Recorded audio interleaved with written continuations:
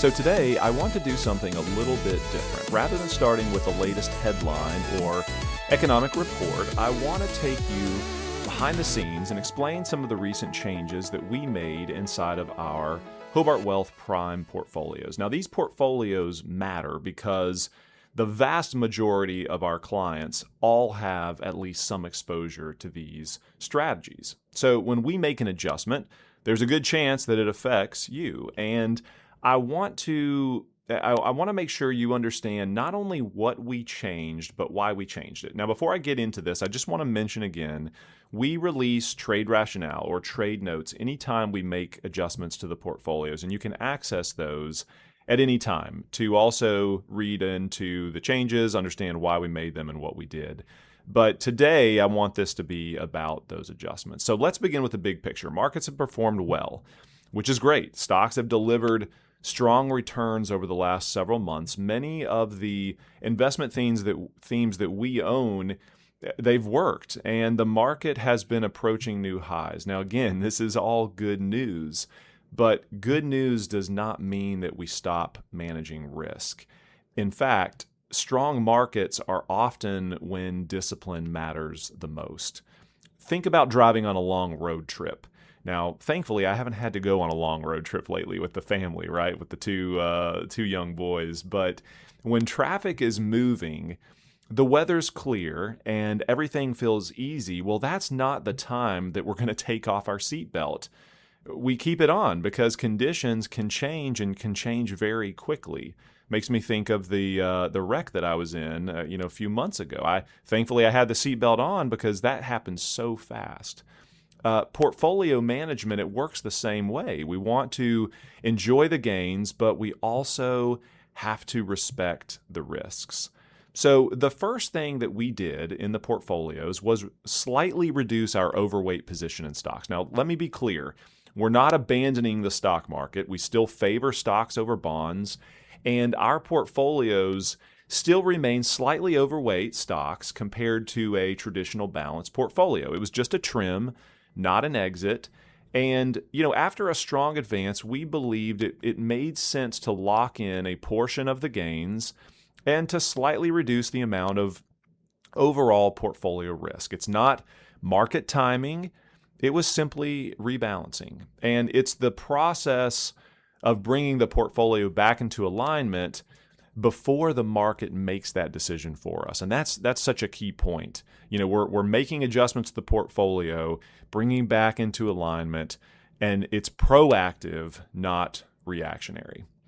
Now, at the same time, we also maintained our strongest positions. So we have some strong positions in artificial intelligence and innovation and large U.S. companies. Now, why is that? Well, it's because the long-term investment case for those remain intact. Many of America's largest businesses continue, and we see this a lot, I'm sure you all do in the news as well, they continue to invest an enormous amount of money in data centers, computing power, software, and productivity. And these investments, they're not simply about just building a better chatbot, right? They're really about helping businesses operate faster, lower cost, make better decisions, and just produce the same amount, or produce more, I should say, with, the same amount of labor. And that has the potential to support profits and economic growth for years. Now, listen, there's always a flip side, right? It's not without risks or limitations. There could be regulatory changes or there's valuation risk. But, at the end of the day, AI does not just operate on thin air. And it needs power. It needs infrastructure. It needs electricity, and frankly, a lot of it. And that leads us to another change that we made recently. We added exposure to energy systems and the electrical grid infrastructure. And, these are the companies inside of this sector and industry that are really helping build and support the equipment, the networks, the software, and all of the power management systems that really keep the modern electrical grid running. At the end of the day, data centers require power. That should come to no surprise to any of us at this point, right? Advanced computing requires power. So all of this is needed to continue the factories, the transportation systems, and the growing communities that require this type of power. And I'll admit, technology oftentimes, whether it's AI or other things, can feel futuristic, but the reality is none of it works unless somebody keeps the lights on. So you can kind of think of these companies, the industries and the sectors in this infrastructure exposure that are selling the picks and shovels, right? And so they're behind the next stage of technological growth.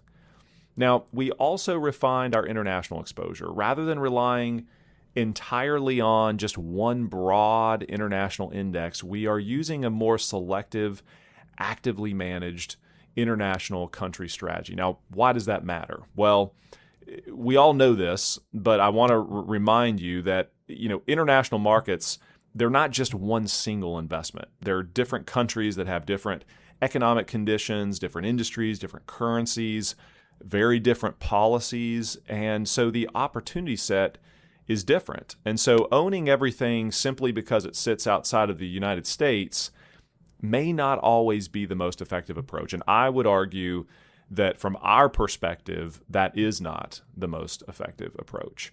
So we would much rather be as intentional as we can about where we invest and focus on the countries where the data and the research identifies stronger opportunities. Now, what does all of this mean for you? Well, it means that we are not making a dramatic bet on where the market goes next. We're not predicting a crash, and we're not suggesting that the long-term opportunity has disappeared. What we're doing is, frankly, something much less exciting, but much, much more important. We're managing risk. We're keeping exposure to the areas where we have the greatest conviction. We are trimming some risk after a strong run. And in all of the changes that we've made, we're just looking to widen the sources of potential return. And we're trying to make the portfolios more resilient across a wider range of market conditions. So the goal is not to react to every headline. The goal is to stay positioned so that one headline does not control our financial future. Now, let's turn to what is coming this week. We've got a lot of companies reporting earnings. The focus is shifting to really what earnings reports are telling us about their profits, consumer demand, tech spending, and really just the broader economy. The labor market, so jobs market, that's really the biggest story this week. Thursday brings a weekly jobless claims, and then on Friday, at the end of the week, we've really got the most important economic report of the week, which is the July jobs report. So we're going to stay tuned into that report, the results, and we'll provide more clarity as that is available. Now, again, I mentioned we're going to have a lot of companies reporting earnings just across healthcare, tech, energy, travel. And so the important point with this is rather than reacting to every individual number, we're going to be paying attention to the larger signals. Are companies growing? Are consumers spending? And where's the jobs market? Because those answers will really help shape expectations for the economy as we move through the rest of the summer. So there will be plenty of numbers. There's going to be plenty of headlines and probably plenty of opinions about what every number means. But let's remember the larger lesson from today. Good portfolio management, it's not about reacting to every new piece of information. It's really about building a structure that can absorb new information without forcing us to abandon our plan. Because the reality is markets are going to move. Expectations will change over time. Some investments will outperform and others will disappoint. Our job is not to eliminate that uncertainty. Our job is to prepare for it. Thank you for spending part of your week with me. Stay tuned, stay disciplined, and until next time, prepared, not surprised.